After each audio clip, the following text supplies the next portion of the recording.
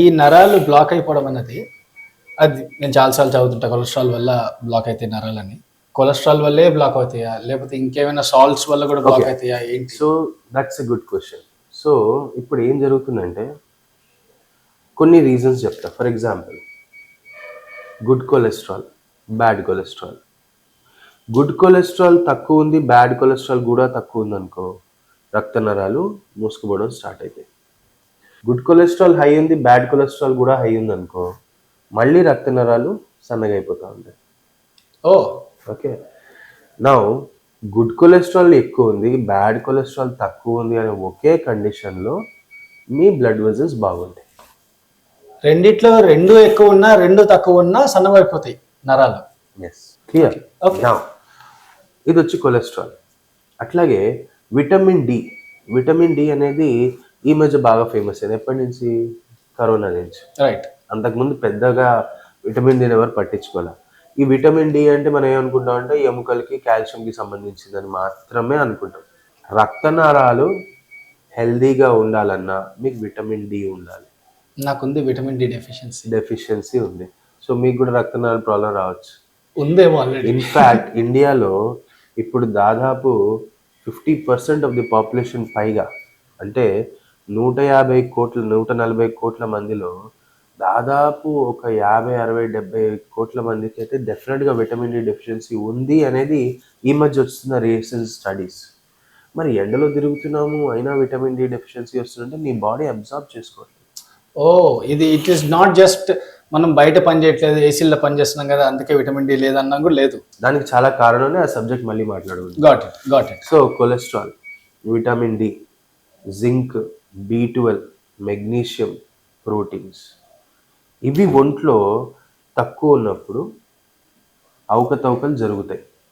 ఇప్పుడు సింపుల్గా చెప్పాలంటే మన శరీరం దేవుడు తయారు చేసినప్పుడు దాంట్లో 10 గ్రాములు విటమిన్లు, 20 గ్రాములు ప్రోటీన్లు, కార్బోహైడ్రేట్స్, ఫ్యాట్స్ అన్నీ కలిపి బాడీని తయారు చేశాడు. కొంచెం వాటర్ అవి మిక్స్ చేసి బాడీని తయారు చేశాడు. తయారు చేసి బాడీని కిందకు పంపించినప్పుడు ఏమని చెప్పిండంటే నువ్వు దాని మెయింటెనెన్స్ కావాల్సిన ఫుడ్ తీసుకో అన్నాడు. అంటే మన బాడీలో ఏవేవైతే ఆల్రెడీ ఉన్నాయో అవి బయట నుంచి తీసుకుంటూ దాన్ని మనం మెయింటైన్ చేసుకోవాలి. ఎప్పుడైతే బాడీలో ఉన్నవి తయారు కావట్లేదు, బయట నుంచి వచ్చేవి సరిగ్గా అందట్లేదు, డిసీజ్ అనేది స్టార్ట్ అవుతుంది. రైట్. సో బేసికలీ మీ మదర్కి ఈ వయసులో ఈ ప్రాబ్లమ్స్ రావడానికి కారణం ఏంటంటే ఒంట్లో ఏవి ఎక్కడ ఎలా ఉండాలో అవి అక్కడ లేవు. Right right got it. Right. So this is about deficiencies. ఎట్లా అడ్రస్ చేయాలా?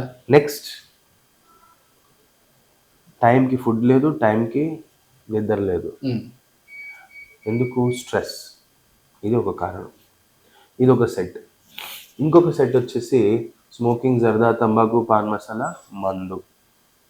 ఇది ఒక కేటగిరీ. లాస్ట్ కేటగిరీ వచ్చేసి auto immune diseases. Right. Auto immune disease అంటే శరీరం దాన్నే తినేస్తూ ఉంటుంది లోపల. ఎగ్జాక్ట్లీ. ఓకే. దాంట్లో బీపీ, షుగర్, థైరాయిడ్ ఈ మూడు most common diseases. BP is also autoimmune doctor. Of course BP, sugar, thyroid అనేది ఒక్కసారి వచ్చిందా పోతాయా, లైఫ్ లాంగ్ క్యారీ చేస్తున్నాయి కదా. ప్లస్ SLE అని ఒక కండిషన్ ఉంటుంది, రుమటాయిడ్ ఆర్థరైటిస్ అని కొన్ని కండిషన్స్ వస్తాయి, కొన్ని diseases like TB, HIV, AIDS. So ఇట్లాంటి కారణాలలో ఇప్పుడు నేను చెప్పిన 15-20 కారణాలలో ఏ 2-3 కారణాలు కూడా లాంగ్ టర్మ్గా మన బాడీలో ఉన్నాయి అంటే అది మన బ్లడ్ వెజల్స్ ఎఫెక్ట్ చేస్తుంది. Okay. Right. Clear. Right. So ఇప్పుడు మీ మదర్కి దీంట్లో ఏమేమి కారణాలు ఉన్నాయో మనం చెక్ చేసుకోలేదు. ప్రాబ్లీ థైరాయిడ్ ఉండొచ్చేమో.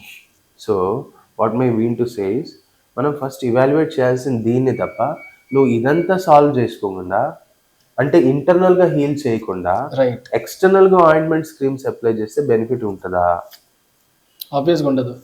That is the point. అది అక్కడ మారుతుందేమో కానీ అది మళ్ళీ వస్తుంది ఆబ్వియస్గా. అంతే కదా. రైట్. సో దీనికి ఇంకో రకంగా చెప్పొచ్చు. సపోజ్ ఒక చిన్న పిల్లోడు ఏడుస్తున్నాడు. మనం ఏం చేయాలి? తల్లి వచ్చి పాలు పెట్టాలి. కానీ మనం బొమ్మలు కొనిస్తున్నాం, ఏడు పాపట్లేదు. పిల్లోడికి కొట్టాం, తిట్టాం, అన్నీ చేసాం, ఇంకెక్కువ ఏడ్చాం. అదే తల్లి వచ్చి పాలు పడితే తాగి పడుకుంటే పొద్దున్న దాకా ఎవరిని డిస్టర్బ్ చేయదు. Right, right. కాళ్ళ సమస్యలు కావచ్చు, వూండ్స్ కావచ్చు, ఏదైనా సరే దానికి కావాల్సింది దానికి ఇచ్చేస్తే అవి హీల్ అవుతాయి. అక్కడ ఏవో లేవు కాబట్టే కదా అది ఏడుస్తున్నాయి. మెగ్నీషియం డెఫిషియన్సీ ఉందా, ఏం తక్కువ ఉంది మీ బాడీలో చెక్ చేసుకుని దాన్ని ఫిల్ చేసుకోవాలి ఫస్ట్.